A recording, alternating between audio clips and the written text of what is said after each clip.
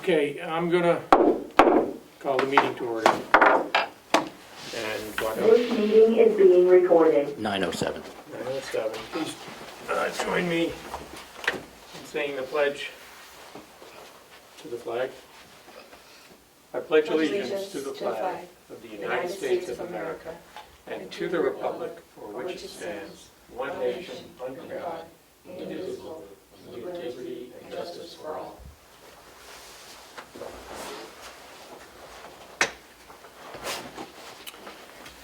Do we have any media questions today? No? Any public input? We do have some additions to the agenda, it looks like. Yes. Looks like we have a non-public with our nursing home administrator, Mountain View administrator at 11:30 under A to talk about personnel issues. And if we have time, we'll also do a non-public to review our non-public minutes and get those released if we can. And these are public editions? Those last Yeah. three, yes. So there's a contract extension for linen services, approval of an RFP for purchase of a new lawnmower, and updating the Underwood Engineering, updates with Underwood Engineering contract. What about the minutes? Have you had time to look at the minutes, Kim? I did. I looked at them via email. Do you have any changes?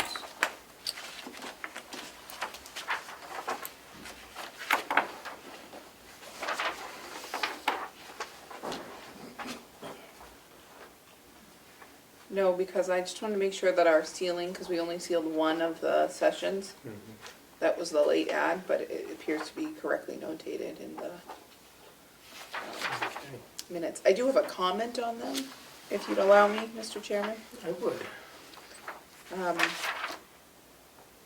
Chairman McCarthy announced last week some new hires at the jail. And I just wanted to make it clear that we had run the conflict policy, the new nepotism policy, and determined there wasn't a violation of that policy. Yeah, One of the that's correct. names is a familiar name. I do recall that. We had that discussion. We had it in non-public, and since that session wasn't sealed, And we do that as a matter of course now. So I'll take a motion. motion to approve the minutes. Seconded, all in favor? Aye, Aye. so the minutes are approved. Do you have one that we can sign? I do. Okay. Thank you.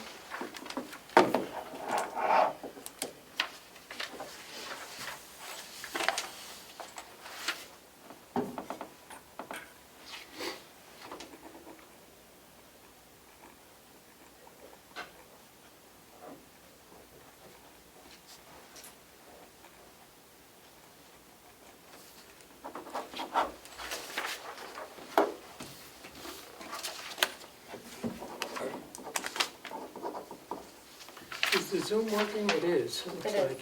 Do you know if Commissioner McCarthy will be on?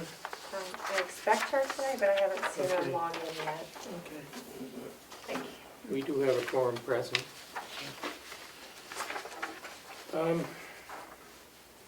Next is the manifest this week. Accounts payable of $1,617,343.20, and our payroll is $237,144.49. Do you know if Joe is going to be here for the treasurer's report? I don't believe so. Okay, so it looks like we do not have a treasurer's report today. Or is there anything on Hale's location today? Not that I'm aware of. Okay. So why don't we move on to our Director of Public Works. Director Dewitt, come on up. What do you have for us today? Well, I got a list of a couple of things, which Okay. two of your additions on your agenda will be through me as well, probably. Which do you want to do first? It's up to you, Mr. Chairman, where you'd like to start. I have some grant paperwork that I need to talk about and sign, which kind of correlates with the Underwood upgrade or updated version of the ESR. So those kind of go together a little bit, and then I wanted to speak about the getting approval for the RFP. Okay. So why don't you talk about the Underwood sure. issues Situation. first? It Yep. looks like we have, yeah. So what happened was last week I had a meeting on Wednesday, Zoom meeting with Lynette and Kyle from Underwood, and I also had it with 3 different members from DES. So there was a total of 6 of us on there talking about these grants, just to bring you guys up to speed or to jog your memories. We got 2 different grants. Asset management grant is one of them, and then planning, like a strategic planning grant is the other. So far from what was indicated, the asset management grant, I believe, I always confuse these two, but one of them basically they were happy with. Didn't have any problems going to the next level. The one they did have problems with, I believe, was the planning grant. And originally, when Lynette came in here with the ESR2, it listed tasks, like task 1, we had the water study that they've already done. So now in this ESR2, it was like, I think it was task 2 through 7, I believe it was on there, something along those lines. And task 2 was the hydro, I always say this wrong, but the hydrologic, basically where they're going to look at our wells and see the levels. I always screw up that word, sorry. And then tasks 8, 9, and 10, she had planned those to be paid for by the planning grant, and that was going to be in an ESR 3. Well, the state didn't like those options. Task 8, 9, and 10, they didn't like doing that. They didn't feel that it encompassed what they were looking for in the grant. So, talking to them, they'd rather us do the task 2, which was the hydrologic or testing. They said that's a lot more in line with what they're looking for. And that's the evaluation of these existing wells. Correct. Right? Yeah. So originally, and we knew that, or Lynette knew that that they would like that task. But the problem is, after this step, it's got to go to Governing Council, and that can take months at times. And she was worried that we wouldn't be able to get this testing done this summer, which is the best time to do the testing. Talking to them, they reassured us that these grants, they kind of have it all set up with Governing Council already. It's going to be more of a rubber stamp kind of process, and so they're saying 4 weeks is what they're expecting, possibly 6 weeks. So that puts us in, early to mid-June, and we're looking at $50,000 for that. And so I suggested that I felt the commissioners would agree with me that a 4 to 6 week delay, that's something we could still accomplish this summer, is worth saving the $50,000 and not giving it up. Because it helps us. So I suggested that we go ahead and switch those tasks around with Underwood. Lynette felt happy enough that the 4 to 6 weeks wasn't months that she thought it could be. So we kind of all came to that consensus that would be probably the best plan. It does, that's really the next really important part of what we want to determine, because we need to know that information, whether we need a new source or not. But 4 to 6 weeks in the grand scheme of things, to get $50,000, I didn't think was that unreasonable still this time of the year. We're still early enough. So that's basically what happened, is in that ESR2, and they explained it in there, I believe, that they've moved task 2 out of there. They're going to actually make task 2, I think they're going to make that as part of ESR 3 now. And what was going to be in ESR 3, which were tasks 8, 9, and 10, they've moved into ESR 2. They just kind of flip-flopped them. Nothing as far as the ESR 2 or 3 with Underwood, money-wise, has changed. None of that has changed.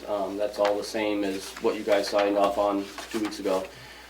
It's just a matter of flip-flopping the order in which the tasks will be done so that it fits the financial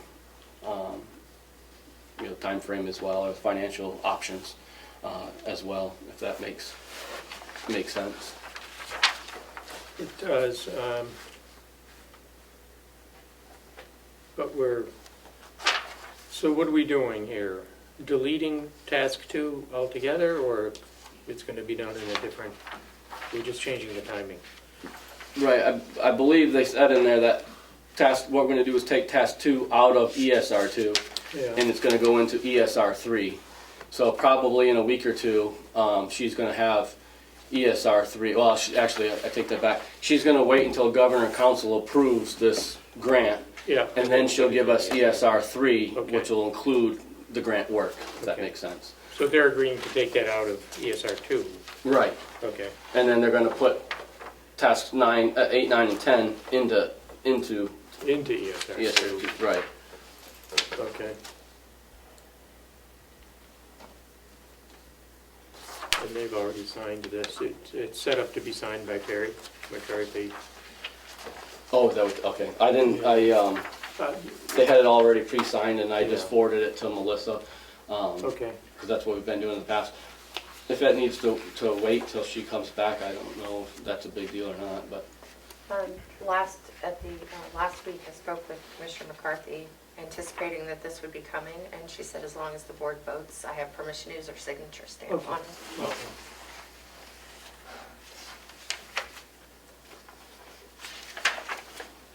Do you have any questions? No. You understand? Yes. You want to make a motion? I make a motion to approve the Underwood Engineers agreement that's amended for ESR number 2. ESR number 2, Amendment 1. Seconded? All in favor? Aye. Aye. Okay, so it passes. Oh, before it does, I amend my motion and move to have Chairman McCarthy sign in place of the board. I'm going to authorize. All in favor? I second that. All in favor? Aye. Aye. Okay. So, okay, do you have? I have You'll one. take care of the Yeah. signature then. I'll get that to Good. Will. Yeah. She's already authorized it. So these 2 packets that I have here, I think that Melissa's gotten you guys some copies of them. They're the 2 grants, they're asset management and the strategic planning grant. They're basically the same paperwork in both of them. I have to have these signed and filled out today so that I can get them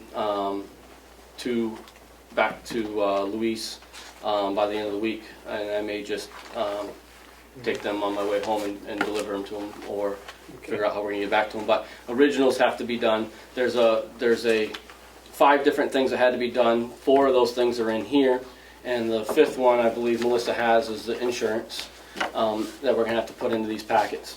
And then also one of these things that you guys will vote on to sign will have to go downstairs to get notarized. And I think I found out that is it Michelle downstairs is a notary. So these different ones, pretty much this first one is going to have where we have to put your signature. There's a couple things that looks like, and your title on that one. And then the other couple pages is which a lot of these have. You just have to initial and date the bottom of them. I filled out all these, and they wanted them single-sided, copied and everything. So I printed these all out, and I updated it to put Vice Chairman Flash's name into it. So if you guys voted today, that he could go ahead and sign them off on it, knowing that Commissioner McCarthy may not be here this week. And Will, if I might. I don't have that. So that I don't cause any more confusion on my part. These packets that you have on the table right now, I had those, Commissioner McCarthy had handed me those. So you can use those just for review and information, not to sign these. If you could sign the ones that Will has, because Will has updated those with Commissioner Fletch's name and This one so has my forth. name on it. So there was a little confusion This about one's been updated too. the packets, Yeah. so. The That one's been grants- updated. Basically, this is to accept the grant, and it's the Yes. grant letter. and they Right. have it. And then it'll go to governor and council after this paperwork's put in, and then there'll be. You have to initial each page too. Okay. But we'll do this downstairs in front of the notary. I guess. There's only one that has to be done by the notary, Okay. which Okay, and this other one? That's- Asset management grant agreements. Yep, so like I said, it's all the same paperwork that you're looking at, it's just, really, I think the only, honestly, the only difference is, what do they call that, the project number, ARPA project number. One is for a planning grant and the other one's for an asset management grant. Other than that, they're pretty identical on everything.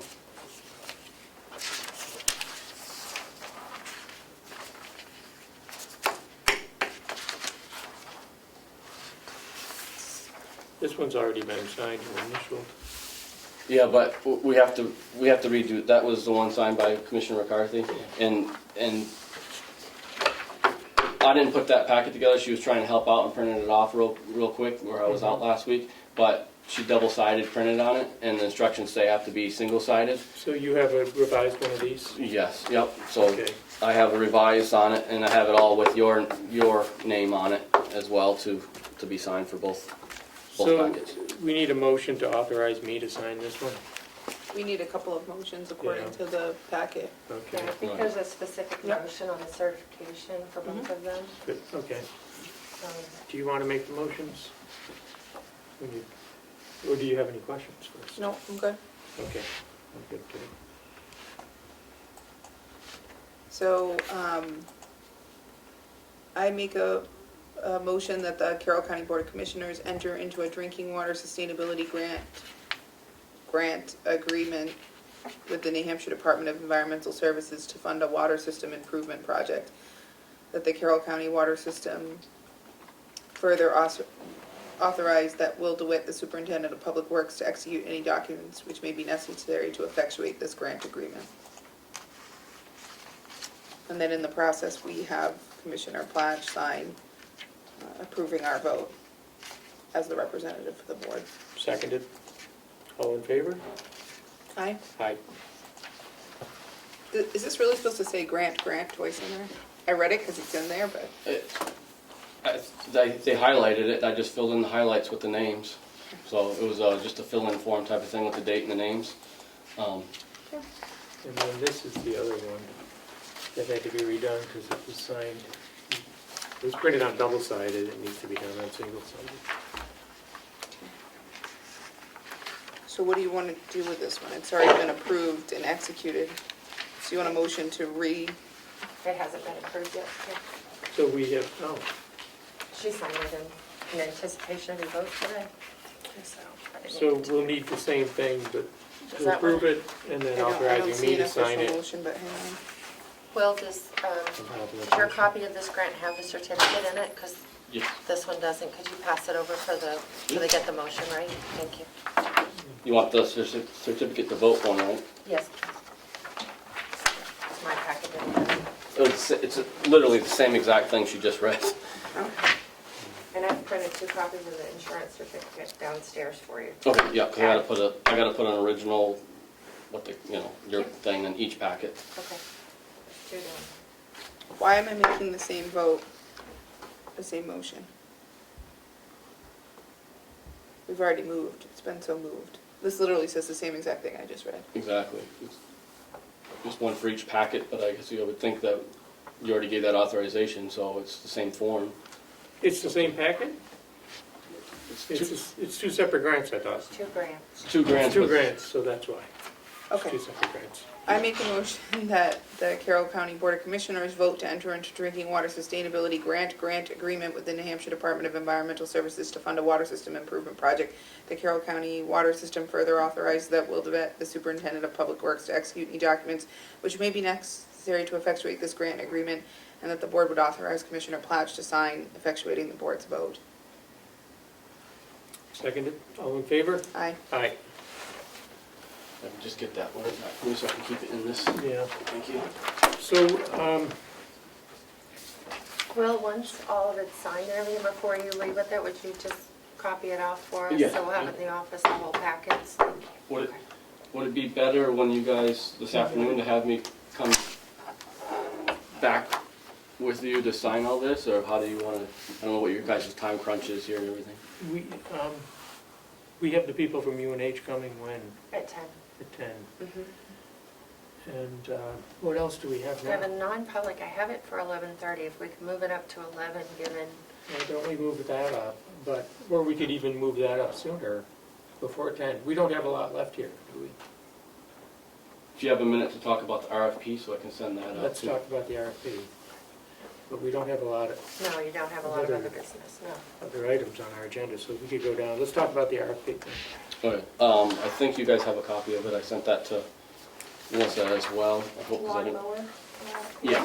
Got it? Should have it in your packet. Is that it? Your hands on it. So basically, we want to replace the mower that we've had for over 20 years now down at the department. We got an estimate for one to basically the same exact mower, just a little upgraded as far as instead of being carbureted, the new ones are fuel injected. Estimate last fall, and we budgeted that, and the delegation approved it. And so now I'm just looking to get the approval of it so that we can send that out to go out to bid. And I'd like to try to get those, if you guys approve that, I'd like to try to get that out and get them back so your May 12th meeting we can open up bids and start moving, because the grass is greening up out there very rapidly as next week I think it It's warms. looking good. Yeah, next week I think we're gonna see a little bit warmer weather, and with this rain, I think we're gonna see some growth on stuff. So I'd like to get moving forward on it so that we can, pick who we're gonna buy it from and make sure they have the model that we're looking for, and, Okay, so you need a motion to approve issuing this RFP for the riding lawnmower. Do you want to make the motion? I make a motion that we allow Director Dewitt to put out an RFP for a riding lawnmower as specified in the provided request for proposals. Yeah, seconded. All in favor? Aye. Aye.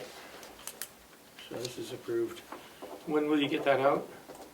just if I could have, because I know Melissa added some of the normal stuff to it, if you could email that to me and Melissa, I will start direct soliciting today, probably this afternoon, or tomorrow morning at the latest, and get some of the direct soliciteds. And I don't know if you guys, do you usually put those on the website anywhere, Melissa? Yes, we as well? will. Okay.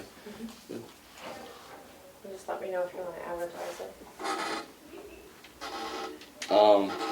I think you should put it up on the website, but, yeah. And, I mean, this doesn't specify any particular manufacturer, so that's good. Right. All right.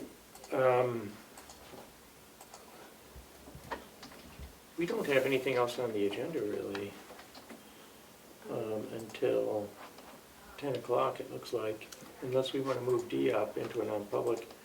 But should we sign those, go down and sign those documents? Yeah, there's nothing for me to sign, but you can run down and Yeah. do that. Okay. So I'm gonna, Can I just ask two Yeah. more things? okay, Nothing to make decisions on, but on the next meeting, which I'm assuming is going to be May 12th, I thought I heard possibly.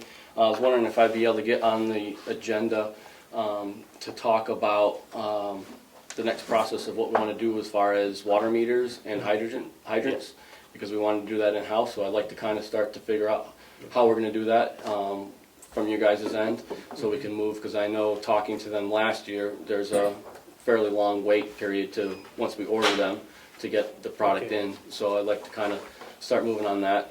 do you think that'll happen this year? My goal would be yes. Okay.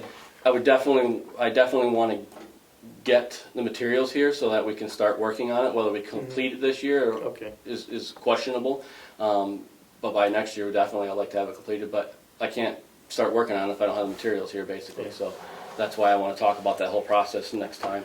okay, And also just to put out, if anybody knows of any high school, I'm gonna work with HR to try to advertise a little bit, but knows if any high school kids that are looking for summertime work. I have a position available. I thought I had it filled, but he backed out. And so I now have a position available that I could really use. They have to be at least 16 because of our insurance and the type of work we do. But I have a position, it's 30 hours, up to 30 hours a week. I think it's paying $13 an hour.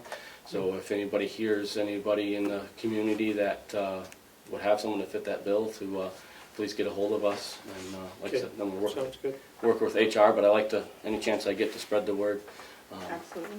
for that. It involves physical work. Yes, it's mostly a little bit of lawn mowing, a lot of weed trimming, and working with hay, doing hay. Then little odd jobs here and there, but that's the majority. I'd say 80% of the job is working with the hay and the lawn mowing to keep the complex up. Okay, Do I put everything I've ever done? sounds good. I can't email them to you. And that's all I had, Okay. other than trying to get you to sign these, or when you have time to sign these. Do you want to pause and sign them? Yeah, I'll Recess go and down sign now them? and sign Okay. them. So, Are you gonna recess it? yeah, I'm gonna recess this. Mr. Gamble. 9:34. We're gonna come back into session. What time is it? 9:48. This meeting is being recorded. 4. 9:44. And we have a line item transfer request here.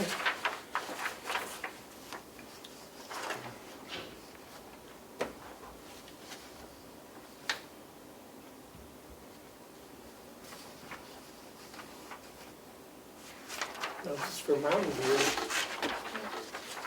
We have our administrator, she's leaving, it looks like, though. It's also, her letter's not signed. Have you ever seen What something letter? that just, like it just ends, the explanation? It's on letterhead, and I see an explanation, but who's requesting it, like, and I hate to be a stickler, but it's supposed to look like a letter. Yeah, she's gonna have to sign it. Okay. Just got it this morning, so. Let's have her sign it. Do you think you could get it back on and she could do that today? Yeah. I can Could hold we that. approve it pending, or we just signing that letter? Do you have any other questions, Kim? No. It would be good if she could. I think she could sign it when she comes over for her non-public. Where did she go? She was here a second ago. Is there a way to text her and ask her to?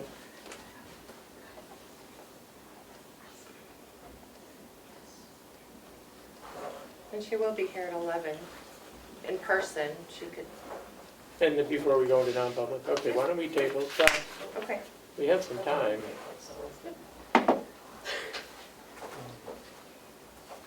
Appears it was the first week of November at the conference. Okay. I believe we've already, how much So I'm was gonna in put that that line? in November.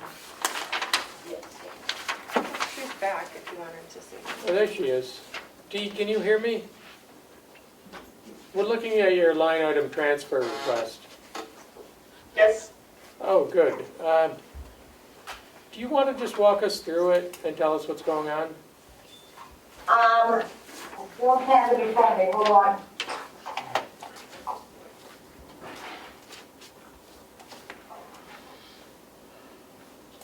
Was that on the transfer for the agency staff? You've already spent your budget on the agency staff? Yeah. They are, as I'm gonna bring up when I come over, is that they have increased the rates of agency staff almost to the point of being criminal, it seems, because they know that every facility is so short-staffed in Okay. their team that we have one agency staff who has actually been an absolute wonderful addition, but it's a pretty heavy price to pay. But it's been someone who's been able to be committed and be at facilities, so we had to take steps to at least keep them there so we keep staff.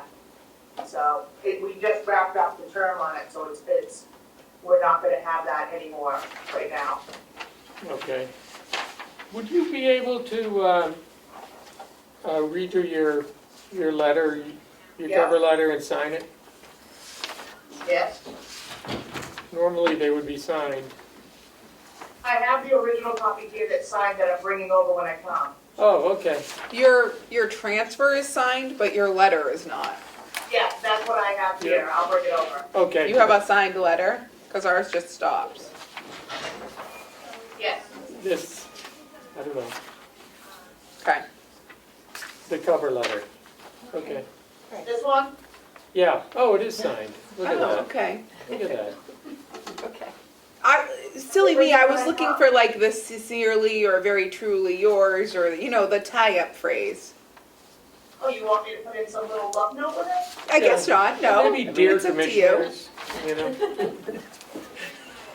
I'll break to something really mushy and really warm and fuzzy. Okay. We're coming over at 11, right? Yeah, Yeah. Okay, good. okay. Well, why don't we, are we expecting more people? Yes. Yes. at 10. Okay. Yep. But we can start getting set up, because if we're gonna screen share, and we might need to check the Yeah. technology and all that. Do you wanna Okay. take Are we another doing that? recess? What do you wanna do? I mean, I shared with, We can talk about this further, Dee, when you come over. Thank you. Okay. Ready?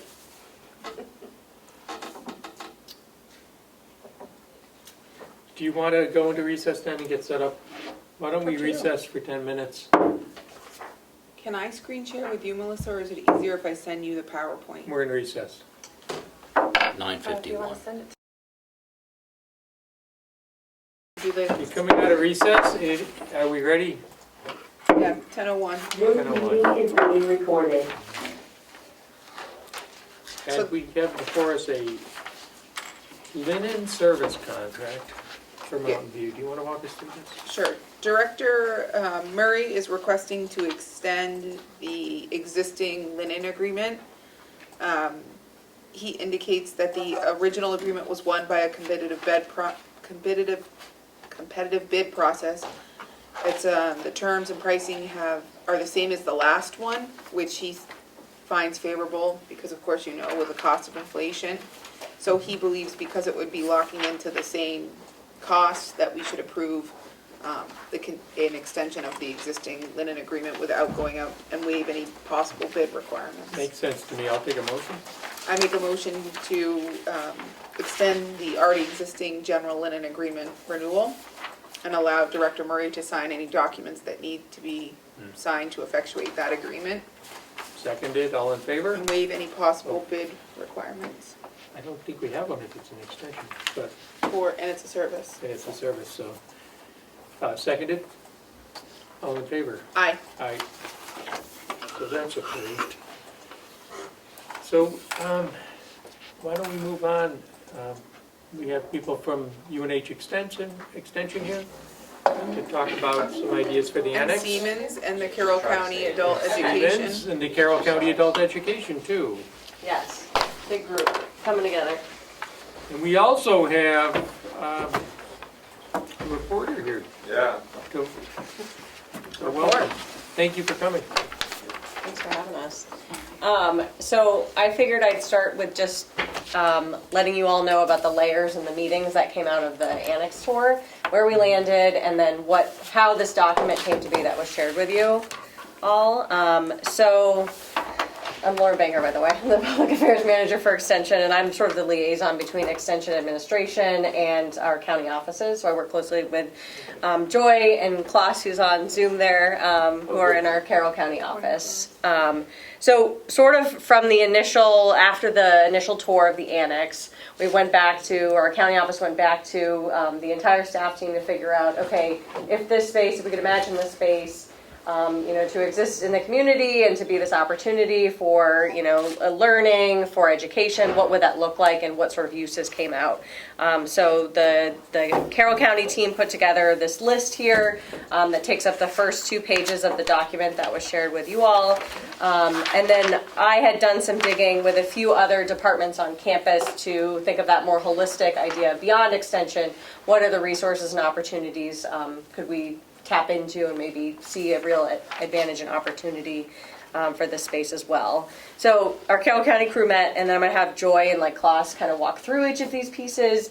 And I also wanted to reiterate the meetings that went on between the extension team and Carrie from Siemens, who's also here, where we kind of took the ideas that we had put together, and now they're inspired through these renderings that I think we'll be able to share too. There are a few pictures on here as well. And same thing with Crystal and Carroll County Adult Education. We put our heads together at another meeting to figure out, okay, if we're looking at this space as an opportunity for us, what does it also mean for Carroll County Adult Ed, and some opportunities there. So if Joy and Klaus, can you hear us okay, Klaus? Okay. If y'all want to walk through maybe some of these components here, what they look like on the county level and what you all were thinking, I think that might be a good first. I don't know if Klaus wants to start, or do you want me to? Sure. Can you hear me all right? Yep. Yes. Okay, great. Again, just a quick introduction. My name is Klaus Talmark. I'm part of the Youth and Families Division, with Cooperative Extension, and my focus is on STEM education and 4-H. And as we met, to explore possibilities for the annex, thanks for moving that. My focus here sort of quickly became, how as extension, as an education unit, how can we make use of a facility like this? So our thoughts and suggestions are largely educational, and we thought that partnering with other organizations would really be a strong benefit. So the first thing was we thought about, classroom space for other organizations. Carroll County Adult Education came up right away. I know Joy and Crystal have been talking, quite a bit. There's so much possibility for just general extension-based programming as a workshop site and meeting space. And as you know, our subject matter is really pretty broad and varied, from our agricultural work to forestry work, community economic development. 4-H could certainly make use of space like this as well, and Joy with her work in nutrition as well. So there were a lot of classroom spaces as well. But then beyond that, I think there's a lot of opportunity for any organization needing either classroom space or meeting space could definitely make use of something like that. The other thought, number 2 on the list, is really a STEM learning lab. And I know Carrie has put a lot of thought into, from Siemens, has put a lot of thought into STEM learning labs and makerspaces. And recently I've been doing a lot of work on the notion of working with makerspaces in general. One of the things that makerspaces really can offer is idea of STEM certification, STEM credentialing, because makerspaces are really working with a lot of sort of modern technical skills. And so there's a lot of opportunity in that area. And I think that in a workforce development capacity and capacity building sense for local workforce development really has a lot of implications there as well. Then as I sort of go down as well, and I think just having classroom space on the county just allows more access to other resources on the county. I think you mentioned before, there's various trails on the county complex. We have those high tunnels, which we've had conversations about in the past as well. Joy, I don't know if you want to talk more about other community assets, since you really have your pulse on that. Yeah. I think when Klaus and I were talking, and actually other staff in our office wanted to make sure that other assets in the community are not overlooked. But considering this being a makerspace, there's also a makerspace that's going in Wolfboro. So it would be more like where the gaps aren't being filled would be what this would hopefully be, not taking away from what's already existing. So that's why I like having the Carroll County Adult Ed working to do the younger folks, and then working on the older groups with the extension. The other ones that we had on the second page that we gave you was the Carroll County Food Access Network, which is just a new network that's happening. We're doing a needs assessment throughout the county. Once that's done, we'll have an idea of food access needs in the county. So the kitchen might be something that would be utilized for that, but also connecting with food pantries and things. So those would kind of be other, I think those were what we were talking about, Klaus, for other agencies. Yeah, so I think this is really just, a sort of starting list on that, but it just seems like that learning space and access to provide, again, workforce development, and I think, with Carroll County Adult Education, and I think there's a lot of potential and opportunity there. I think, with the makerspace in Wolfboro, I don't believe they have any kind of kitchen facilities there. So this would fill that gap, certainly, having this commercial kitchen available. So there's a lot of learning and probably some production that could be done there. I think it would be mostly just making sure that they're not left out of the loop while Yeah. moving forward, so you're not taking from them but adding to them. So. And our food safety specialist, Ann Hamilton's not here right now, but I mean, that's right up her alley as far as like demonstrations, teaching classes in that space as well. Yeah. That could be really utilized. Yeah, that's kind of what we had envisioned for Crystal as well, because she runs a food class through the Carroll County Adult Education. So, is that kitchen being, because of its sheer size, being an educational kitchen, which I don't think one of those exists anywhere close to here, to my knowledge. We were doing it online with Joy a year ago, so we've been really hoping to get into a kitchen and do it in person. I think that's part of from the design that when we had looked at the kitchen layout currently, and then what we could do was have, make that whole kitchen. I think you guys have a copy of the renderings. You see there's the educational kitchen, and then there's a space in the back where we can't move an electrical wall. It would be pretty costly to tear down a wall and expand it because of the electrical, but if we keep that there, then that's almost a classroom setting that it can be as well. It's a pretty large space that if you maintain it there, it can be for, classroom and then move right into the kitchen. And it's not interfering with the conference center. It's an extra use in the kitchen. And because of the space of the kitchen, there's also additional storage. So it's not removing any storage. So it is a great layout to make it an educational learning kitchen. And I think the renderings did kind of help show how that kitchen could be laid out.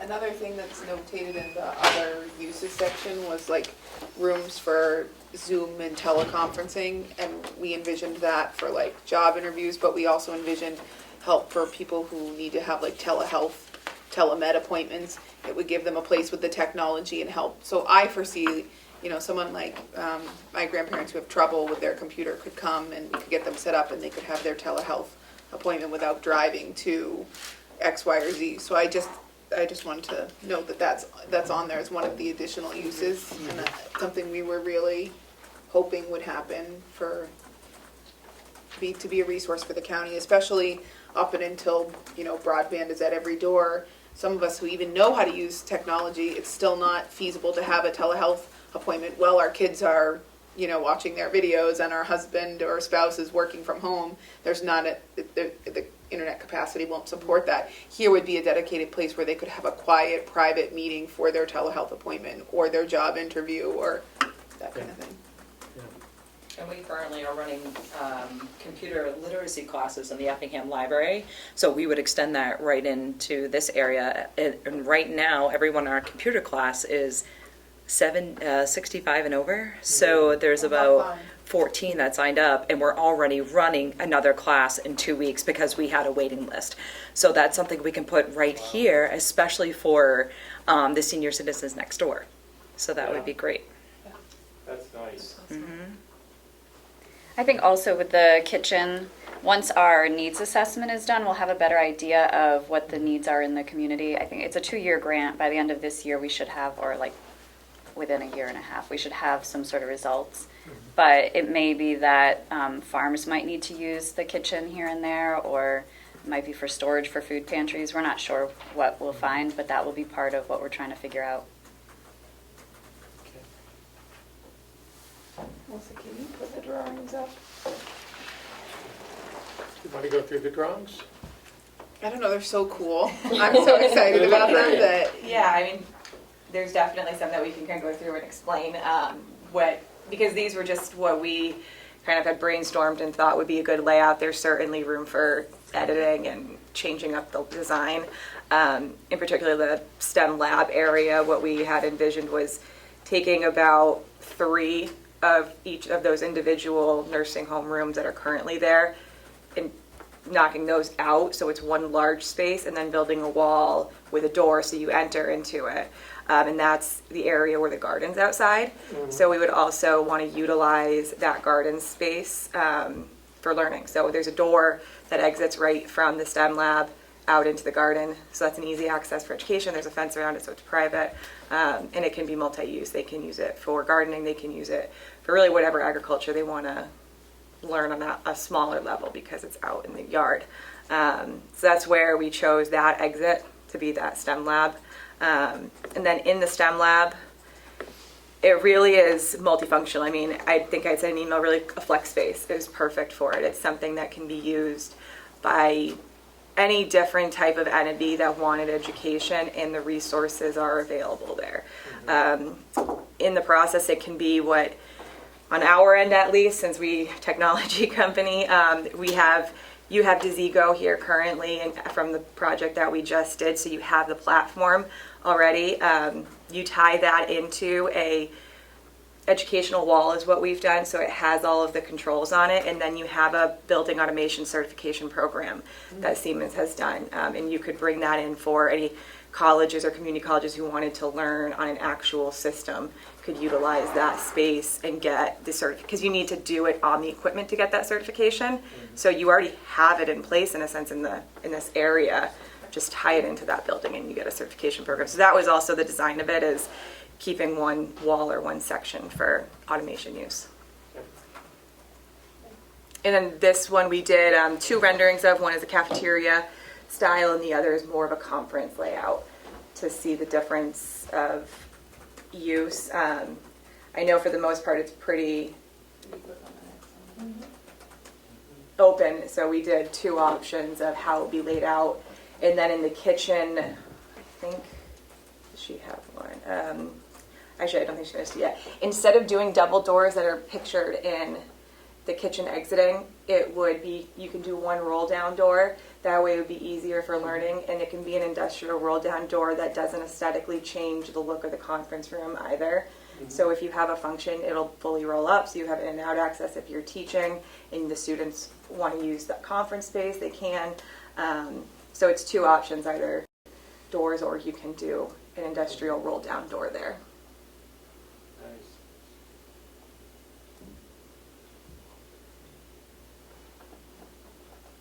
And then the kitchen's large enough too that you could, we had like the security system here anyways that you would update it. You can put cameras in there so they can learn from, you can zoom into the kitchen as well.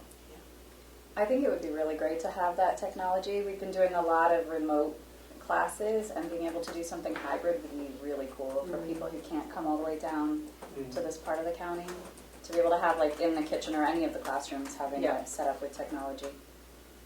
Yeah, so I think the goal of, the renderings and what they do shows just how versatile you can make the space with the layout that's currently there, because the building has the space, it has the foundation there. So it's improving it and then adding in the right equipment. Now, what is this? This is the kitchen and floor plan design. okay. Yep. And the meeting room.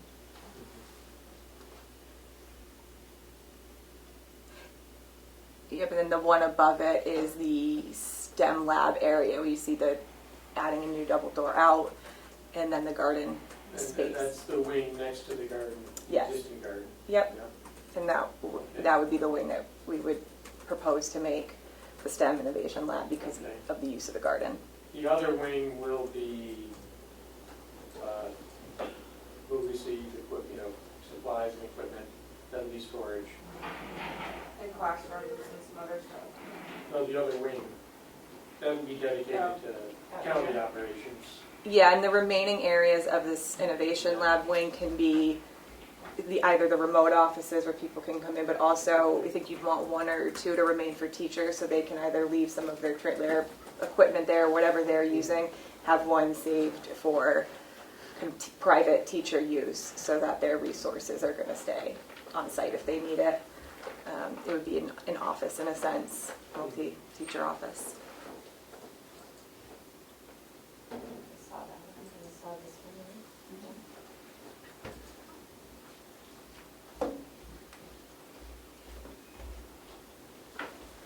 Really cool to see it like that. Yeah. No, It that's is, 'cause it just looks so much nicer. and we can print these on a large board, and I also have one from the same angle of it currently, so you can Oh, that'd be side by side them on two large posters. I can get those printed. What is that? That's a wind. I didn't know that's what you were. It's a small windmill.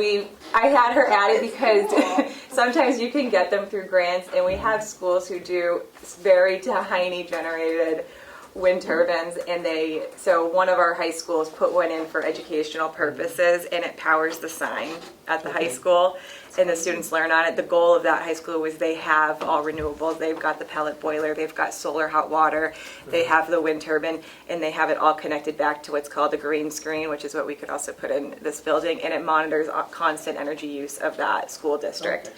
So they got a grant to get the wind turbine and to make it a complete educational experience. And I mean, it can power an annex. It doesn't power much. It's small, and the location it might not go there. We've got to look at the wind in the best spot for it, but But it's cool. it adds to the aesthetic. And it is something that realistically could be put in if there was a need for it or a want for it. So that brings up an issue that you talked about when we did the tour, which is energy consumption in the building. We have operating costs in that building now. We have to keep the building operating, heated, Even if lighted. we do nothing to it, there are things. Yeah, because it's being used. Yeah. There's, and with this renovation, we could reduce those operating costs to the county as well. You could. So it's going to be twofold. There is definitely going to be a reduction. Your lighting consumption, that's going to drastically be. Actually, we did most of the lighting in there in our phase one project. There's a lot of operating costs that will get reduced. There might be a little bit of an increase on the ventilation side, because if there are going to be students and there's going to be teachers, you want to make sure it's properly ventilated up to code. So, but we would put in an ERV, so an energy recovery unit would be a lot more efficient. Or we do heat pumps, ductless splits. It's one of the evaluations that we would do based on energy, which I think we have some of it from our first phase. We would do building envelope. We've already done some. We would increase the building envelope. That will drastically save some energy on the weather stripping, on the insulation of the building. So there will be a drop in consumption, and then what the evaluation would also show is where it would increase, and that's going to be due to usage. The building's going to be used a lot more. So it, in a sense, will offset each other because you're not getting the benefit out of it now, but you're still spending X amount. You're going to now have it for use. You're going to be getting revenue from it. It's going to be multi-use building, more efficient multi-use building with a higher occupancy. So the numbers of the energy savings will show what you're spending now in the operation and what you're going to be spending and where you've reduced. So it's all, and then it'll show kind of the way we lay out energy savings. It's a pretty easy way to see, if you maintain the building as it is right now, what you're going to spend over time, and then what you're going to save by making this building more functional. That's important. Yep. Is there high-speed internet like on this Yeah. kind of campus Yeah, already? there's fiber So- running It's through fiber. it. yeah. Already there, okay. And it goes into that building currently. Okay. so, Yeah, it's already there. Yeah, And you can see, and we can do Zoom in there. We've done Zoom. Yeah. so it's high-speed at one, conferences. yeah. Yeah, it's set up in there, so. And that will be maintained. It can be expanded if we need to, so.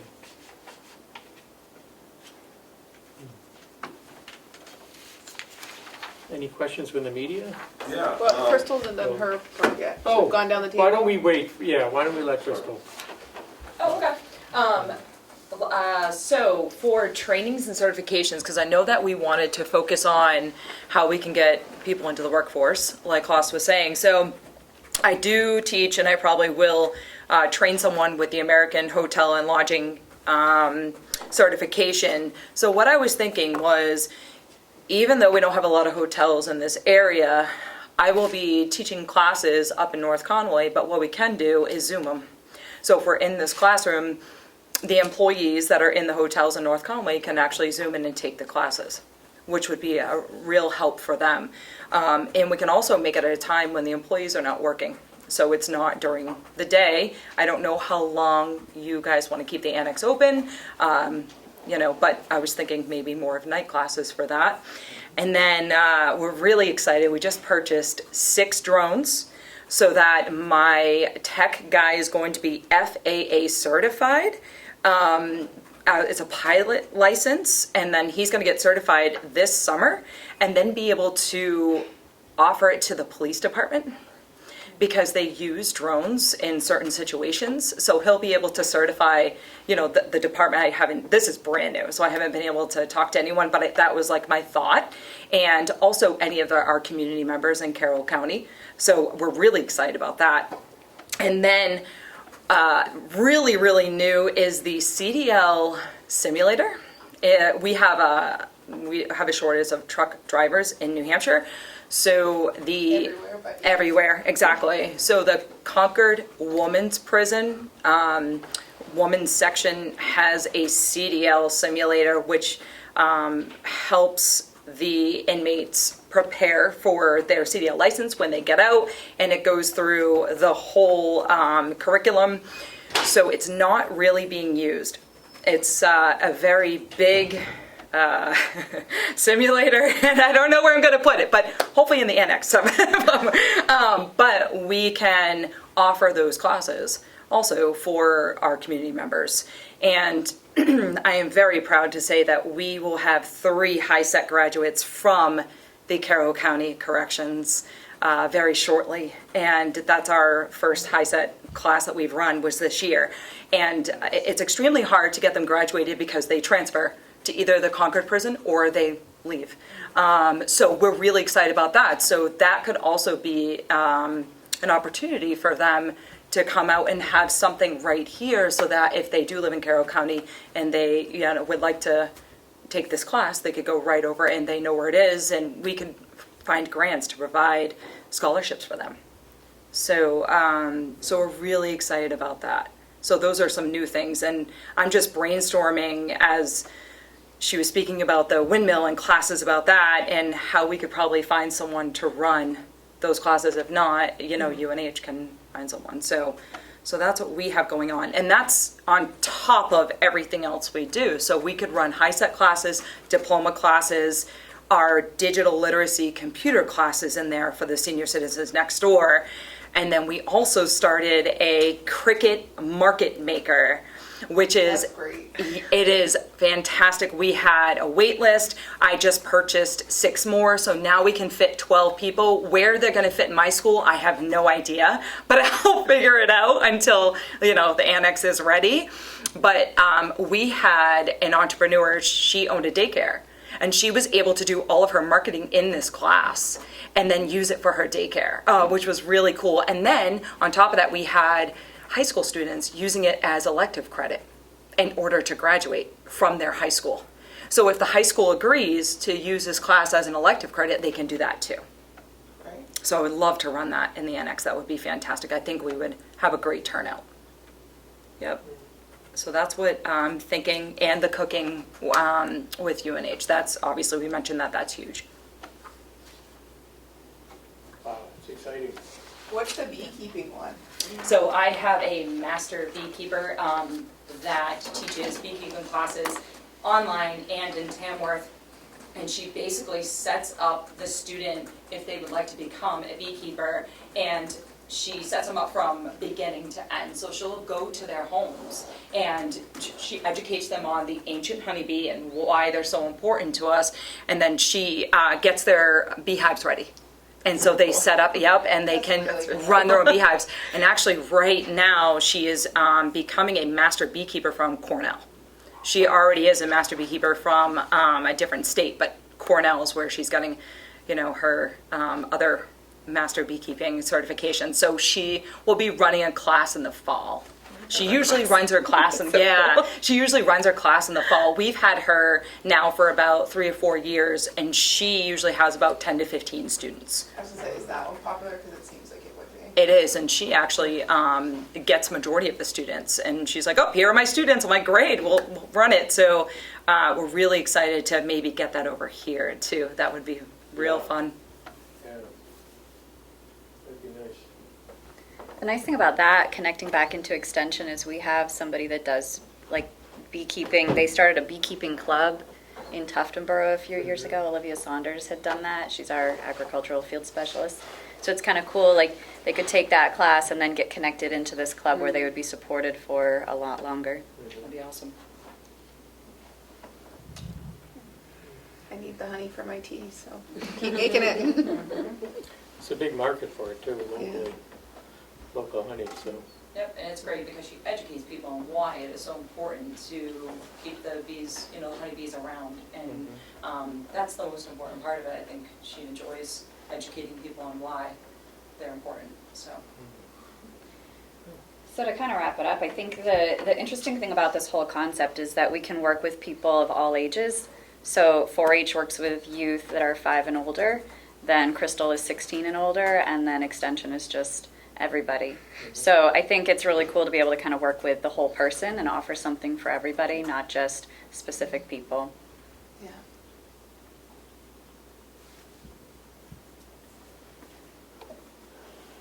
And I would just add various segments of the population as well, right? We've talked about everything from workforce development to supporting youth education to and workforce development in many areas, whether it's sort of in the culinary, food services trade, whether it's in STEM education. We talked about drones, but we've got additive manufacturing and 3D printing, or aspects like that, 3D design. You have so many elements and segments of the workforce, that we could address, especially those that are relevant, here locally. Yeah, it sounds great. Do we have to wait to get this started? Yes. Yes. Can't just dive in there? Meeting questions. Are we ready for questions? I believe we are. No. All right. First one, I was curious about the telehealth, which sounds great, but how do you, like, on one hand, there's kind of a dichotomy of like you have to give the person privacy, but you also have to make sure they're not doing anything nefarious. So how do you do you make the computer so it only goes to the hospitals and the VA, or is that, how did you handle that?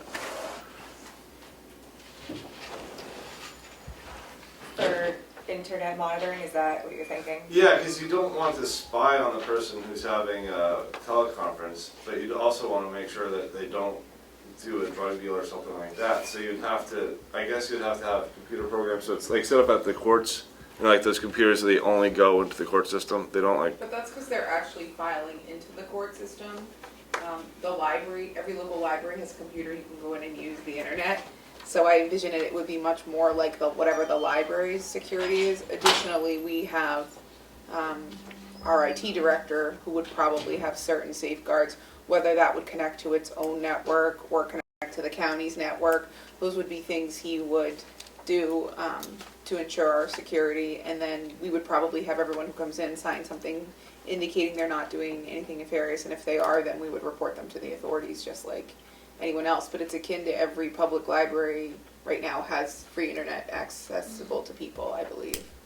So, Sure. Okay, good point. and you can take, like, most of them are out in the open, so I'm sure your next argument will be, well, those are out in the open so everyone can see what you're doing. These are going to be private. A lot of the libraries have a room that is private for those kinds of things, like telehealth. And What's the timeline? Like, how long would it take to build this if the delegation told you it's good to go tomorrow? Or, like, if they grant your approval, how long would it take to build? we've done projects similar, and I think if they approved it, then what you start development, I'd say a development on a project of this size, from going out to getting subcontractors who are gonna work and going through those quotes all the way down to design planning on the education side.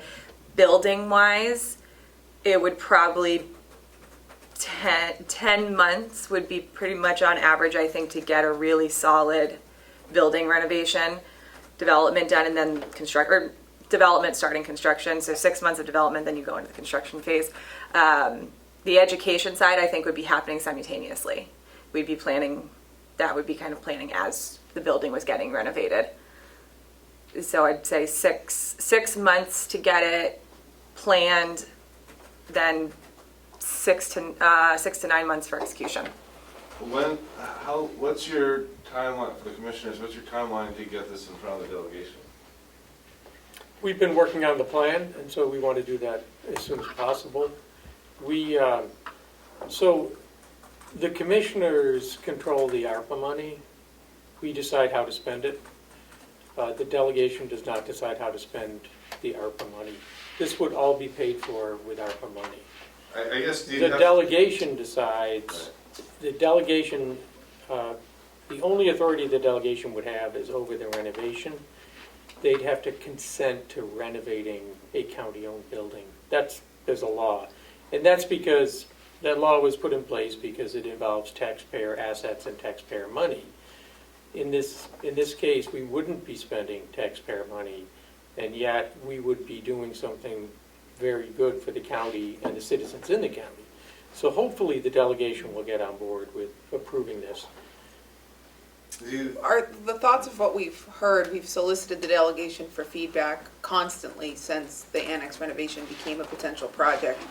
And what we've heard is every time we bring this to them, they want to see more. They basically want to see the project in the stage I believe it is now, which is this is as far as we can go envisioning things without swinging a hammer or hiring a contractor to come in and do it. But we've reached out, we found out what the community needs are, and the extension and adult education and Siemens was so kind to help us to do all of that. So we've addressed what the needs are for the building to be utilized. We have some drawings of what it may look like and what they can expect to see. And so now it's ready for the next phase, which is a pitch to them and a decision on whether or not they're going to consent to the renovation of this building.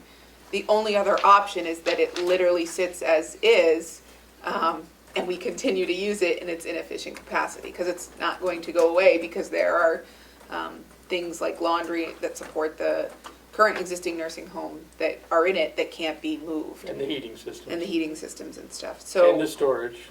And the storage, Yeah, we can't get rid of the building, so I've heard 3 questions from members of the delegation, and I think we have answers to all those questions now. The first question was, is this a legitimate use of ARPA money? Will this fit within the rules? The answer to that is yes, absolutely. So we got we can do this. We and got have a an government opinion Yeah. and a legal opinion from Gopher indicating that all of the projects listed fit under ARPA. We sent them our entire proposal, and they gave it their blessing, and I have the proof and documentation from Gopher for that. There was a question, well, will this operating costs, how will this affect operating costs of the building? And what we're hearing is we can lower it, or because of the savings in energy, because from the renovation, the county's cost to keep this building will not go up, even though it will be utilized by members If of it's the a concern public. for them, I It's kind of can, we have the so- information from our phase 1, it's obviously a few years old. I can Yeah. put together a small energy use document for you to help That support would be that. very helpful. Yeah. That would be helpful, and we've been working with Siemens for several years. Yeah. The county has. So we have this information, and so it'll be pretty important. And on the to make energy this side, I happen. know we did do some of the lighting in there, but we haven't done all of it because it wasn't efficient in the project. And they just on Tuesday, President Biden did make a new mandate that LEDs will be the only lighting available to be purchased by July of '23. So it is not in a sense of urgency as far as the lighting goes, but that is going to be a drastic impact on that building. I mean, lighting and learning environment have such a direct correlation. that we do want to capitalize on the available technology. And there are areas of the building that could be available for grants. If you're putting education in there, we have no idea what could be coming for grants and scholarships and all of that. Additionally, there's not another large conference center or conference room on this end of the county anywhere. So it's potential to be rented out. I mean, that's not our intent. Our intent is to put what community needs in it, but we're not going to ignore possible revenue generating options like that. So that's a potential that's in there. We just don't want to make promises to the delegation about figures because it's not our primary goal. Well, saving money might be a primary goal of theirs. Optimizing the space and utilizing the annex for everything it could possibly be to benefit the county is the commissioner's goal in this project. So another question raised by a delegation member pertained to the roofing in the existing roofing at the annex, and does it leak? So it does not leak. There was a question of what if leaks develop, and I think in our designing here, in our planning, we can resolve that question. That would be evaluated. That would be evaluated and addressed. Yeah. In the design and the renovation. Right, there would be a structural engineer, there would be another group for roofing that came in and evaluated the roof. If there was a section that they thought might leak, then that would be addressed. Do we replace just that section? How old is the roof, et cetera? That all goes into it. And then one delegation member, for some reason, said the building is infested with rats and it smells and there's all kinds of... And that's not true. I mean, we know that that's not true because we toured it. Several times. I've been in it, yeah. And we've been actually having meetings there, and they're going well. When we've had meetings that had to have 100 people, we don't have room for that at the county, except in the annex. And so you've been to some of those meetings, Damon, and they've gone well, and there were no rats. So I don't know where that comes from. Is it? I think last time I checked on the price tag, it was like $4 million and change. We don't have a firm price tag. That would be the maximum. It depends on the design and what we Right. So. And it depends strongly on grants too, because if during the planning stage, once we have the structural engineer and all of that completed, if portions of it can be linked to other grants, we may choose to do that to free up our ARPA money for something else, or to extend, a program that's being done, or for things like the windmill. So parts of the annex may be covered under other grants and may not need ARPA. So we're very hesitant to commit to a budget when we don't know what it will be. We haven't gotten that far, and some of it could be covered by grants. Additionally, we've appropriated a substantial amount of our ARPA money to do this because we feel it's a worthwhile way to spend the money that utilizes it for the entire county, right? Because that's our goal with ARPA. We've got requests from specific towns, but that would only help a subset of the population. We're looking to help the entire population and be prepared in the next pandemic. We did not have, and that's kind of overlooked by this proposal because it's a backup consideration. There was no space to meet the demands that came in immediately when the pandemic occurred, like a vaccination site. We'd be putting a floor in that could support it because in this pandemic, you needed a refrigerator to keep the vaccine. You needed a floor that was not porous based on the guidelines, and the only place that could happen was at the jail. So we had to vaccinate and to administer the vaccine. We had people going into the jail, which was employees, which was not optimal. Ideally, the National Guard had to put their vaccination site for this area up at Troop E. It was outside. It was not, this one, had the annex been ready to go, we would have had a room that could have had a refrigerator to store the vaccine, a floor that was not porous, and a drive-up option because it was right on the back side of that building. Someone could have drive up and administer the vaccine and go without even coming into the building. So we would have had preparedness. Additionally, there's no spot to keep some of our vital employees. We have to keep going no matter what the pandemic. There was no spot to put the nursing home administrator who needed to be on site as things were evolving because that was the vulnerable population in this pandemic.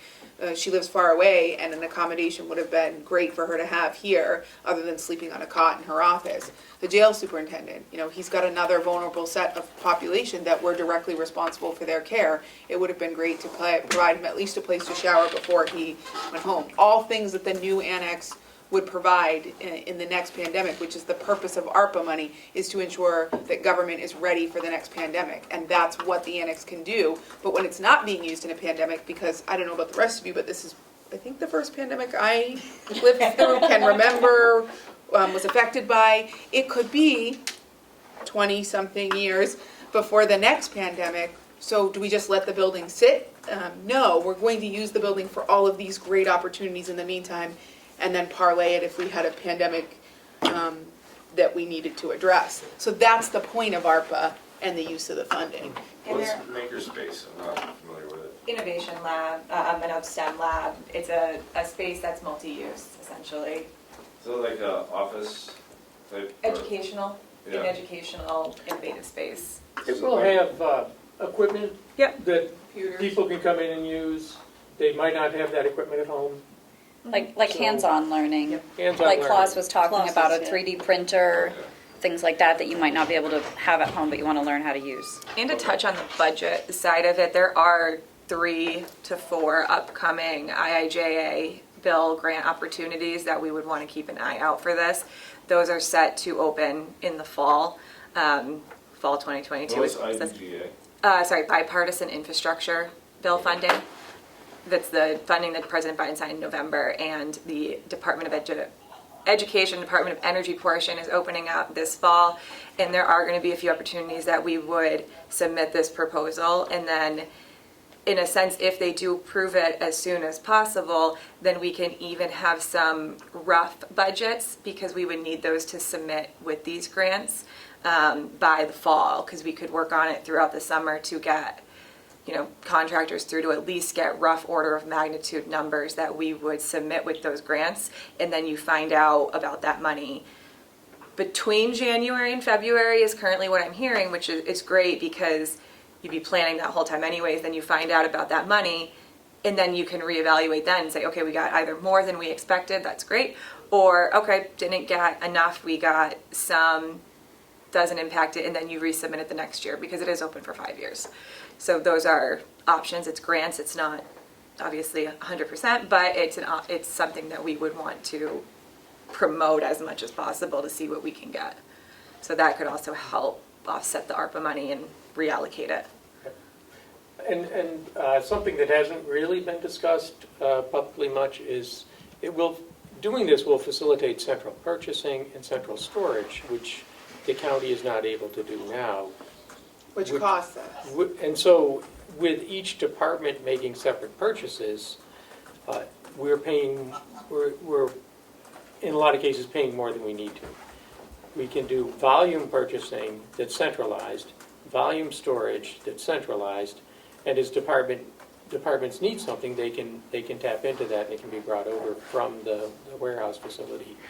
It'll give us a loading dock to receive large deliveries, which we really don't have now at the county. It also create a situation where we could anticipate and buy. In the pandemic, if we ran out of stuff, we ran out of stuff. There's nowhere to store it here. So if pens were 10 times more expensive, we were stuck paying the 10 times more expensive price during inflation and the pandemic because we didn't have any on store.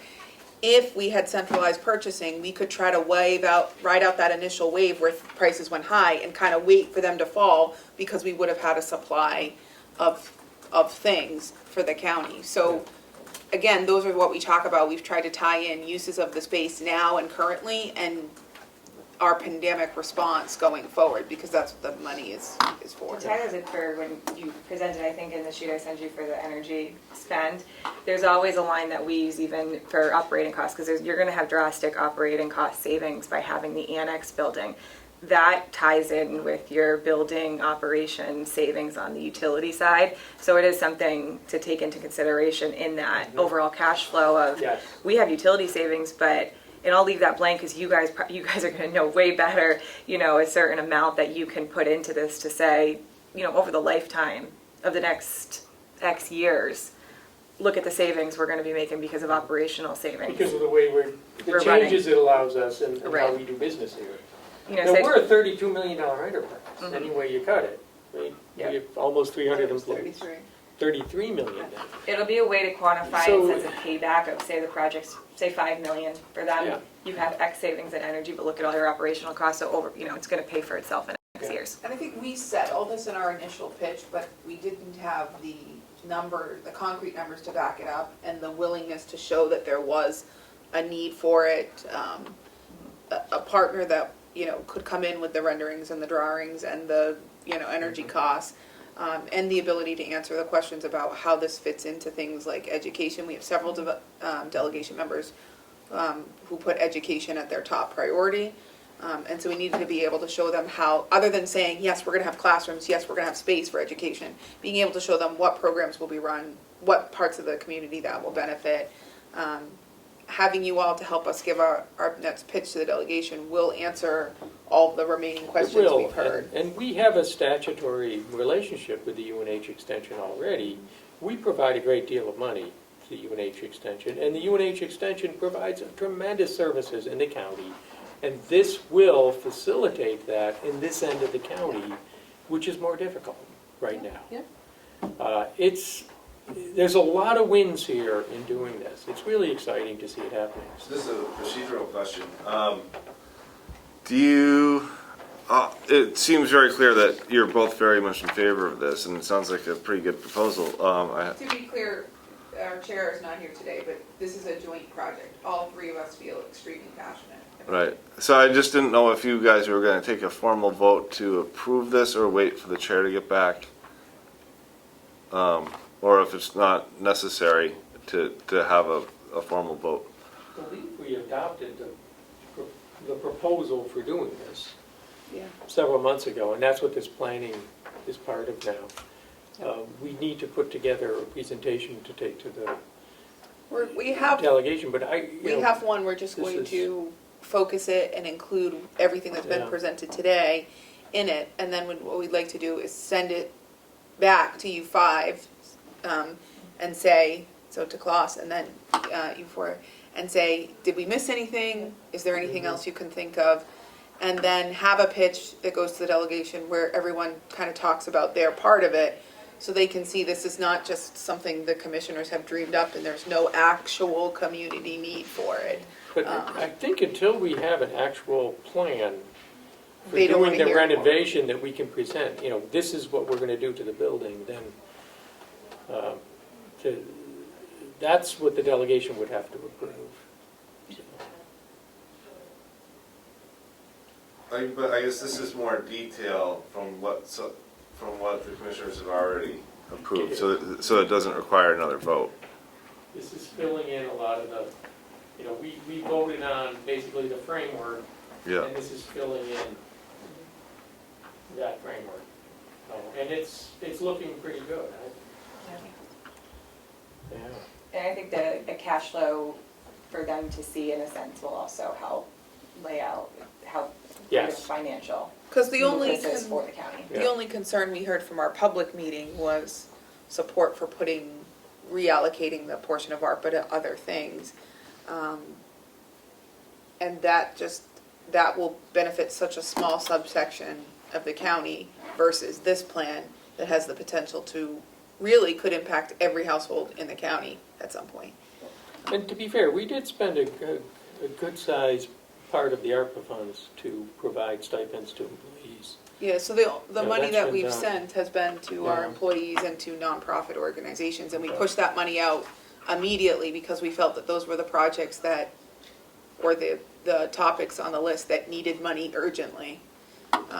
So we did spend some money there, and we have to do portions of this water project, which is separate from you all. There's water on the county that needed to be dealt with, so that project is underway because it has to get done one way or the other, whether it's from ARPA or whether it's generated from tax funds. We have an obligation, we're a water company for X amount of customers, so we had to do that project. So the only projects that are underway are those ones that really, either the money had to be dispersed immediately, or the water project, which is one we'll eventually have to do.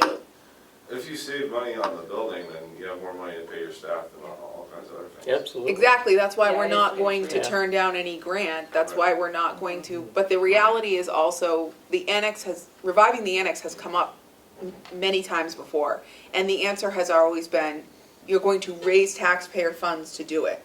Meaning, we would have to increase everybody's tax bill.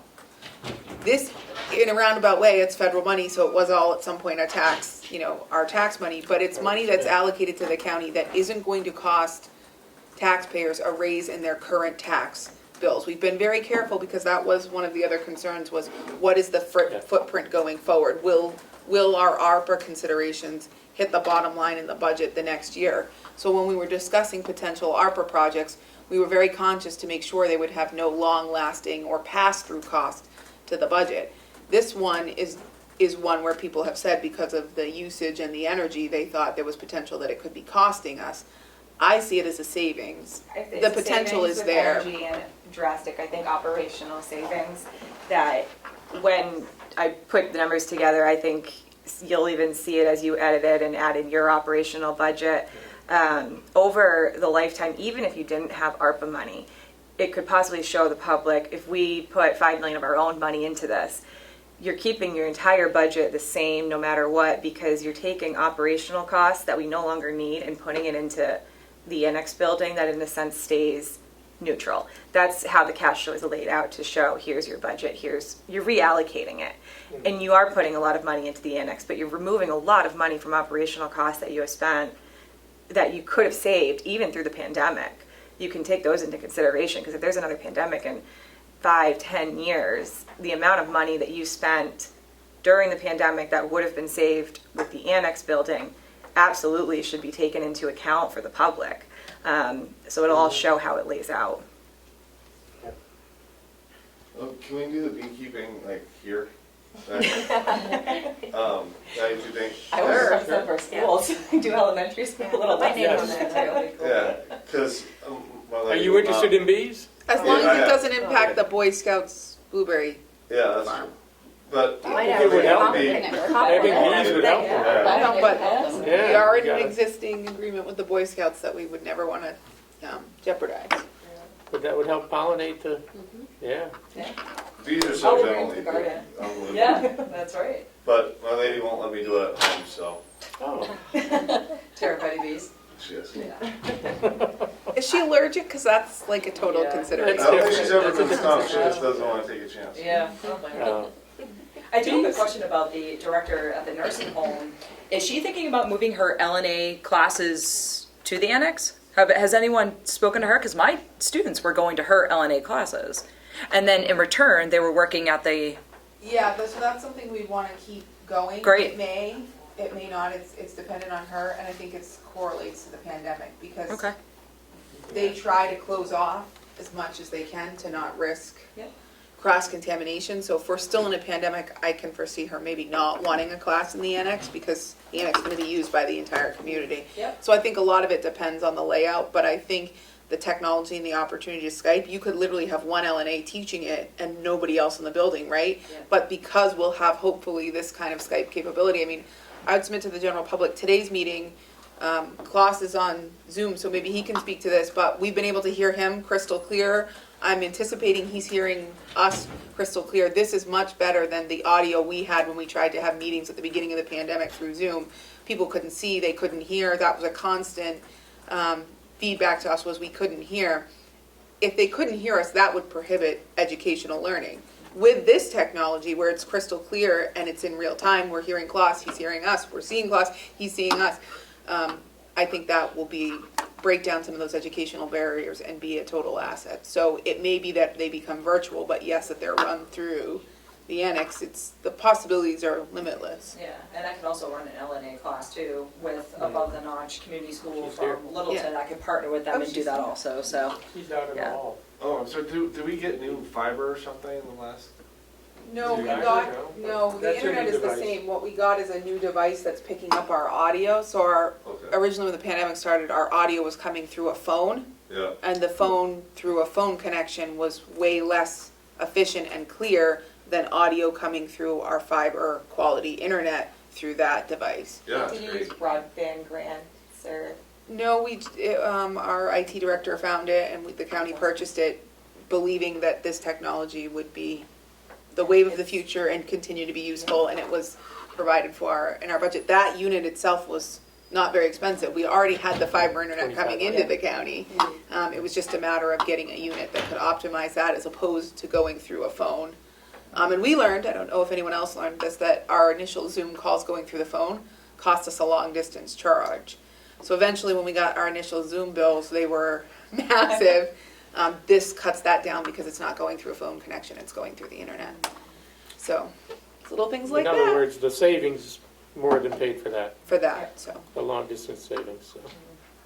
We just purchased, it's called an owl, it's about this big, and as you speak, it goes around, and it pans to you, and then pans the room, and we're getting that set up next week, and I'm very excited because it's awesome for conferences. It Yeah. just follows you. That's Yeah, really cool. You see, we have a pan of the room, and then Which we didn't Is have the before. We individual. didn't have a way to show the whole room, if there were people sitting.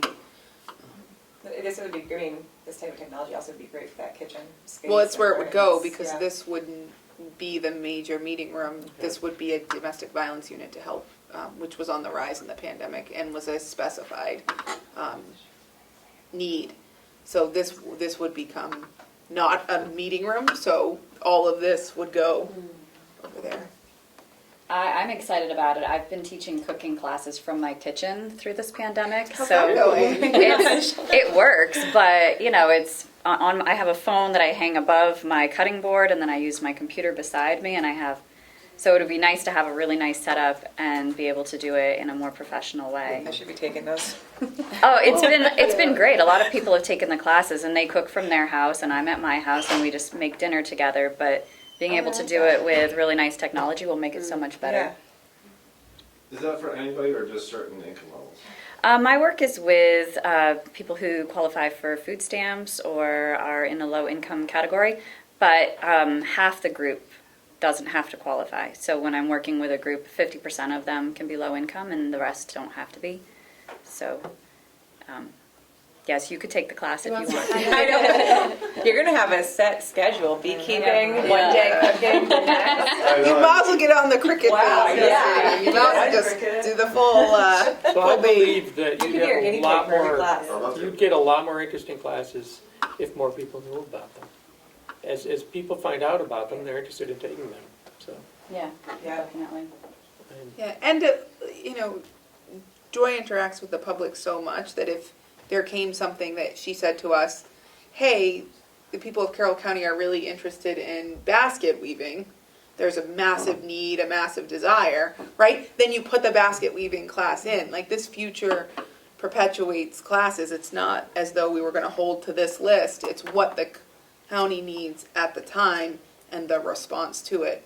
And the classroom is just the space, and the technology is just what allows everyone to be able to take it. Right, I mean, having a versatile space like this is awesome because you can do that. Any class would be available. And like, this room gets used for a ton of events already that are really important to the county. So, the county has to have a meeting space. Yeah. But in the pandemic, how many delegation members are there? I always forget. 15, 15. 16? 15. They have to meet. So putting them in this room, there's only 8 of us in here now. Imagine almost doubling that, and then having the public, because their meetings have to be public as well. It's not really socially distanced. It's not particularly safe. When we were in the time where there was no vaccine. And So the room was full. What did we have for the broadband planning committee? 18? At least. And it was jammed. Yeah. Every seat was taken, so. Yeah, have that conference space at the annex, especially with the wall that's gonna be able to either go Yeah. back or come out. You push that in, you have a lot more space. yeah. What percentage of the delegates have to say yes? You have to have a quorum in person. Just majority. Oh, Majority? For the annex project. It's oh, not for a the annex, two-thirds. oh, it Yeah. would be a simple majority. Simple. Okay. Okay. And I think once they see the proposals and the plans and what's going to be going on in there, which we firmed up today, largely. I don't think we're as This- compelling as you folks, so I think that's If you need statistics and numbers, obviously you'll let us know, because I think that's gonna, be the biggest thing is numbers. I think if you get that slide ready, we'll stick it in the PowerPoint. Yeah. what's your time frame? Because I'll send you that energy and cash flow kind of analysis as soon as I. Melissa, do we know when the delegation tends to meet next? They'll meet in May. Okay, so I still don't have a date. The week of May 16th is what we're shooting for. if there's any of the renderings also, if you want them printed a certain size or just thrown in a PowerPoint, I can get them printed with before and afters. If you'd rather bring them, or if you just want to show them in a PowerPoint. I think both. I think Okay. some of them are more techy than others. Yep. So, I'll, probably the front one, and then, and the kitchen ones are pretty impressive just to see Yes. the difference, so we'll blow up a few of them great. to bring with current pictures, and then what it would be. Yeah. We've done that for a few schools, and it is, for the public, that makes, breaks it down to kind of layman's terms for them and just seeing it sometimes, so it does help. And I think too, if we can find I think a personal touch is always needed. Like, they need to hear how this is going to translate.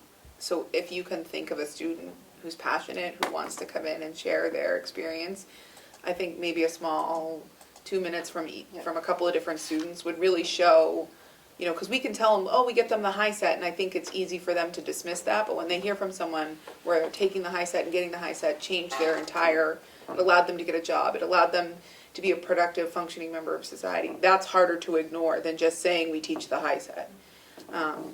So I think if you guys can think of anyone, it doesn't have to be a student, it could be anyone in the community who's been benefited from any of the extensions programmings, from any of Carroll County Adult Education. I think at least 2 of those would be really beneficial to show them, you know, we keep saying it, but I think it's better coming from the person whose life has been impacted. It always is, during projects, it makes such a difference when we include students under internships and they, in a sense, do the presentation to the school board. It always has a very different appeal than the engineer standing up there and talking. So it's kind of exciting to know that you all have been meeting, and the work that you've done is awesome. We can't thank you enough. I mean, and we need to put our heads together and figure out what the next step is, but obviously the next step will involve starting to quantify some of the costs, really solidifying the proposals and what we can do in there and the benefit to the community, but knowing that how interested UNH is. I mean, you're going to be our partner on this in terms of filling the space. We can just make it happen. You know, the commissioners are not going to be deciding what goes in there and what happens there. It's really for the community and for our partners to figure that out. So, but we foresaw that there would be a need, and it turns out that there really could be more of a some need than huge we benefit. agreed. Yeah, it's some huge benefit for the community from this, and I believe the delegation members will see that once we present this to them, and they'll be on board. I mean, they care about the community too, so. Well, thank you for supporting us. We really appreciate it, and choosing us as a nonprofit for the ARPA funds. We really truly appreciate it. Thank you. Well, thank you for the work you do too. You know, even in the corrections here, giving people a transition is so important as they come out. So. I know it's gotten more difficult to get the CLE license too. So. The CDL license, yeah. I know that's become a lot more difficult. And having the ability to do that, having a place to do it is important. Again, it's costly. Absolutely, and this is being going able to be given to us, the simulator, which is almost Wow. a $60,000 piece of Wow. equipment. And that's enough to get the qualifications needed to take the test. Yep. So. Well, that in combination with the class and the driving test. But the Yeah. simulator, there is no, But the simulator is the driving Yeah, if you're component, becomes actually the driving using the component shifter of the and- training, of the learning. Yeah. So that's pretty neat. Yeah, I'm hoping to get Yeah. some people in there to take that class. We just gotta get that piece of equipment here somewhere. Yeah. So, yeah. How soon will it be available? I don't know. I'm not sure. I just found out about this last week, so I can find out. yeah, and the dimensions of it. Yeah, we're gonna have to. Yep. I don't know if it would be possible to get that started, but I mean, the building's usable. in its present form, just not for everything we want to do with it. Yeah, that would be awesome. And, But it, you know, we've been having meetings over there, and we've started using it, we're clearing it out, and Chairman McCarthy wanted me to remind everybody that we took out a lot of the bathrooms in the drawings, because again, it was a rest home, so there was a bathroom in between every couple of rooms, or in every room, so we need to make sure we'll be compliant and have put in public bathrooms, so, you know, that was just a thought before we pitch to the delegation, because we don't want, a lot of those people sit on planning boards and those kinds of things, and someone might have an eagle eye and go, you've got. Yeah, during the An planning, issue. it would all be up to ADA code Right. and building codes, which would include bathrooms, fire.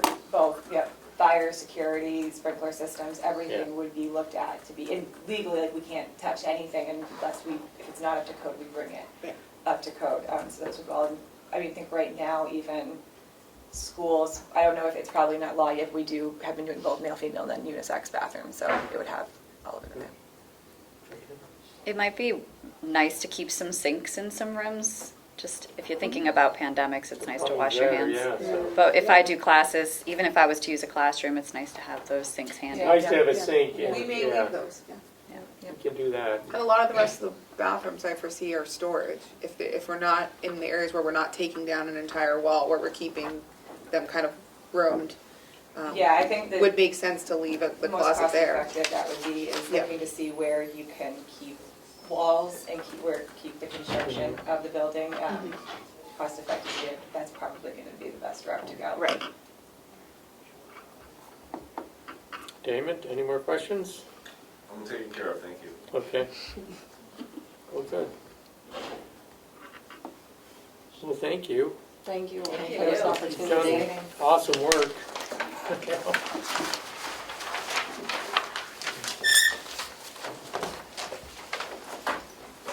Nice to see you both. Yes, Have a nice great to see day. you. Yeah. Yeah. Yes. Do you have those almost? I gave my copy to Dave. I'll print out another one for you. You can get it via Thank you, email. Klaus. Oh, yeah, I can print me off. Yes, I have your email, absolutely. And then we can shut this thing down, because we're gonna go into non-public. Yeah, Well, Dee has public first. oh, she does. This is the public. Two non-public and then Tracer public. Yeah, So, yeah. Tracer public. One is I want to give you another one just in case. It's good for sure. I want to make sure I have it. No, not yours, hers. Thank you. Yeah.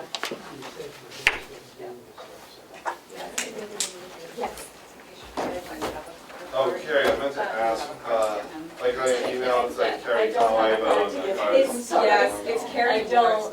Can I write it down? Guys wanna- Let me write it down. I was at a trade show yesterday, so. Oh, that's good. You guys want to come up here, Dee? Is that, oh, perfect, there's, I don't know, we've been told we can't come over here. I wanted to talk to you. So we're. I'll try not to breathe while I wear a mask. Here's the more friendlier, fluffier one that Matt asked for. Respectfully submitted. It was only an agenda that was attached, so it wasn't a thing for. If it works with your schedule. Yours is fine. Okay, great, I will slot you. I'll send you an email with Hello, dear. Thank you, dear. You're welcome, dear. Okay. We're gonna email them tomorrow. Thank you so much. I know, that's why I didn't want to. This spelling of your name. I did write it down though. Okay, Yeah, cool. yeah. I gotta write it down for you too. Yeah. Yeah. We've had a good meeting. Gary and Bill. Yeah. People information. I knew I didn't get enough cards when I went Have yesterday. those partnerships so that even if one organization can use it, it's still nice. We're not violating No, we policy. had this idea, we're not gonna decide what to do. It's the community that has to figure that out, yeah. You might be surprised. You'll find a class you wanna take. Well, that's what I mean, but like the county itself, the government. Well, actually, we need some offices there, for the administration, because things are expanding here. And we've run out of space in this building. So we need to move some offices over there, probably the treasurer's office. Melissa, did he? And These then- are really exciting. Did he Thank you so recess or- much. I don't think you did officially. It could be a complete You learning can keep building, filming, which I is suppose. really awesome to do. Yeah. We What's don't that? have those in many areas. She's There asked still you to live, film right? her. are a lot of communities. That's how you grow or. Yeah. Nice to see you all. Thank you for coming. You're all You're, day. it's a glorious day in Carroll County. Welcome to Carroll All County. right. Sun's out. It's a moment of 44 degrees. Yes. It's a little harsh at about 10 to There's a 15 miles slight an hour out of breeze. the northwest, Yes. but, you know, Do you need us to put we'll be these on? okay. I don't know. I think we're on. Where did you get that from? He made it. Speak softly and carry a huge mallet. Is that to keep everyone A in, lot of you today. keep them in line? No, I I thought made we were it for gonna the do kids. these. Yeah, I was A just few letting years them. ago. Halloween. I know, I had that yesterday. And it turned out better than I expected, you know. So did the kids keep them? So has anyone been injured by using them? We actually use them at home for hammering stuff sometimes. Settling debates? Yeah, right? Monopoly gone bad.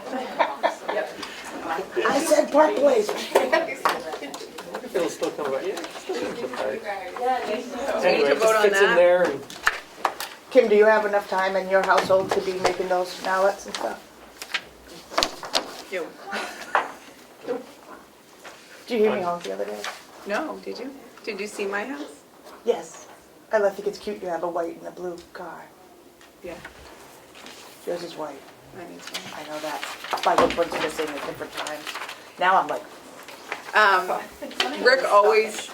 Rick always takes the older car because he's unbelievably difficult on them. Like he blew one up because he just ignored the check engine light. yeah, I So wouldn't let him touch it. I'd hide the keys. he gets the hand-me-down car when we get a car and I take the new one. Good And thinking. that's kind of our system. And the white one is newer than the black one. So. Damon, thanks for coming. Oh, thank you. Thanks for letting me ask a bunch of questions. I appreciate it. Well, when you start your questioning, you should say who you are first. Yeah, sorry. Thank you. Will you be writing a story now, or? 100%, yes. Okay, good.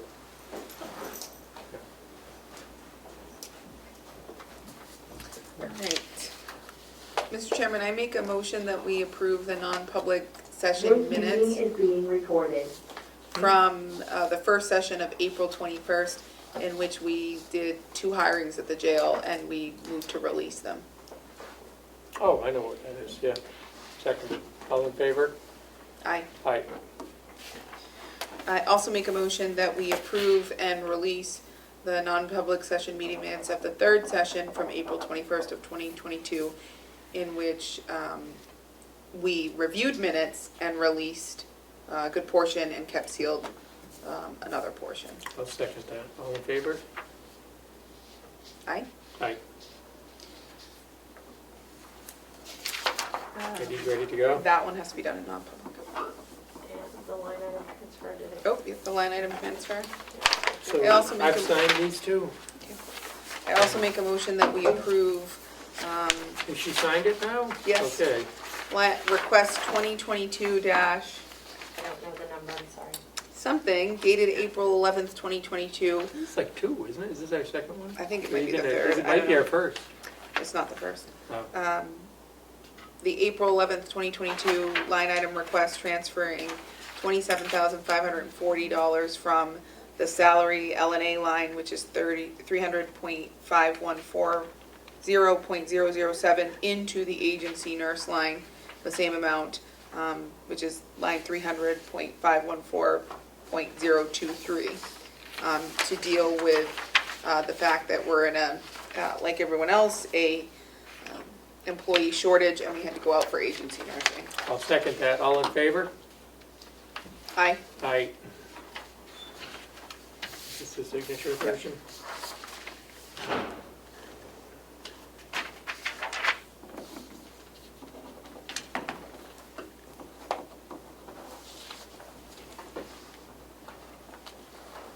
Oh.